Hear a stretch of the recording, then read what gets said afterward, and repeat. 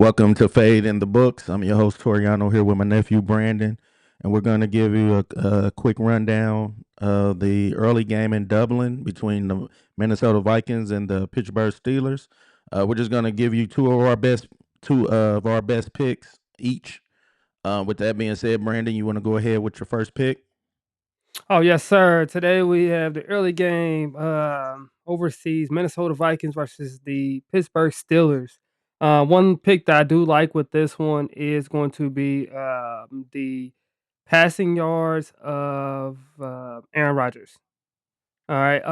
Now Aaron Rodgers' passing chart this year has been a little bit up and down. He's a little bit under 200. Right now they got him at 202 for his line today. I think that one game he had actually took him under that 200 average yards there. But with him being new, filling in the offense, everybody knows Aaron Rodgers. He's going to want to throw the ball. He's one of the quarterbacks that does a lot of checks. He does a lot of screens to compensate for the run, like we just seen on last Thursday. How if you can't run the ball well, what do? You throw quick passes, you throw checkdowns, things like that. Those yak yards, they're going to depend on. So I like the 202 passing yards for Aaron Rodgers. Yeah, I like that pick. Vikings defense passing has been pretty good this season, but Aaron is a veteran. I think Pittsburgh, they'll be able to just kind of nickel and dime them down the field, where the Vikings defense out. Um, they're actually Vikings are actually third in passing yards. Mhm. So Giving up. yeah, giving up. Oh, okay, So yeah, yeah, because it's, their run it's, it's defense is gonna really good. yeah it's gonna be a tough slate for them. But again, with Rogers being a veteran, I think like I said, they'll nickel and dime them down the field. Um, I see a low scoring game here in Dublin, but I definitely like the Aaron Rodgers pick Yeah, for I think both defenses are really, really good, especially against the run. So a low scoring game probably would be a good call there. Another thing, Aaron Rodgers know Flores. Flores can get a lot of quarterbacks as far as his defensive scheme goes, especially young quarterbacks. But he didn't play them what over the last 15 years at least 10 yeah times. So yeah. I think that you got when you have a coach on the field, I think that it kind of plays a big part in what they want to do, especially knowing that he can gamble a little bit because they have Carson Wentz on the other side. Yeah. So I like that. I like that. So what you got for Yeah, your he pick number two? pick number 2. I am going with Warren under Jalen on Warren. his Jalen Warren under on his rushing yards. I think they got it at 53 and a half. He's Hmm. been he's under that line the last 3 games. He's coming in with a banged up knee.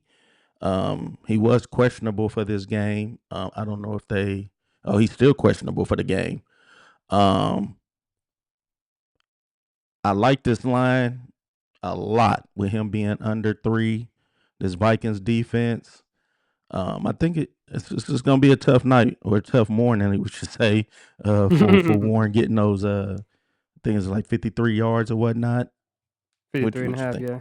Yeah, 53 and a half. Actually, I really, really love that line, and if we even go back even further, I think the last 10, he only hit that line one time. Um, Yep.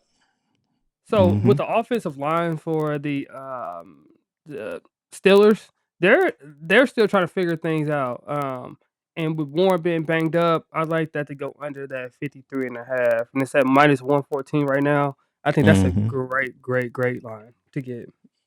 Yep. You want to go ahead with your second pick? Second pick, I like Jalen Naylor over receiving yards. They got him right now at 16 and a half. Now we was looking at this on the actual chart for Jalen Naylor. He didn't eclipse this line, I believe, every single game. Um, Yeah. there. Put him up here. And then with Pittsburgh wanting their philosophy taken away, the main guy, and of course everybody know the main guy is going to be Justin Jefferson, which I don't think they're going to be able to take him away anyways. Um, Naylor should be able to get a lot of targets, a little yak yards as Yeah, well. I'm trying. Um, Mhm. Jalen Ian. Naylor. Yep. Yeah, let's pull him up here. And because he probably not the top threat Yeah. there, so you probably ain't gonna be able to find it. But I could tell you his last 5, he had 37 yards, 31, 28, 33, and 53 going back to last year. Right now they got Hmm. him at 16 and a half. I think that those quick passes, those screens, he's actually a flyer. So throwing them deep, I think I like it. I like it. What you think on that one? Man, I like that one. Again, you got the stats to back it up there. I'm looking at it now. Um, yeah, his last three, he's definitely covered. What was his line again? 30, His no, his line is 16 and a half. 16. Oh yeah, he's done. Yeah, he's done doubled that. So I Yeah. definitely love that. I definitely love that pick there. That Um, pick jumped out to me. Once I seen that on there, I was like, 16 and a half. What's going on with him? I had looked, he ain't on the injury report. I was I, looking. I I get it. It's the quarterback situation. I do. well, well, the other thing too is Addison's back. So Is he? that might, Oh, yeah, yeah, yeah, he he's is. playing today. So that may play a part in that because Mhm. again, the last three games he hit that, but Addison wasn't there, and Yeah, Addison is there. I would consider him maybe, I don't know, because it's between him and Hawkinson, and it may depend on, excuse me, on the the 2. quarterback. Yeah, on the two.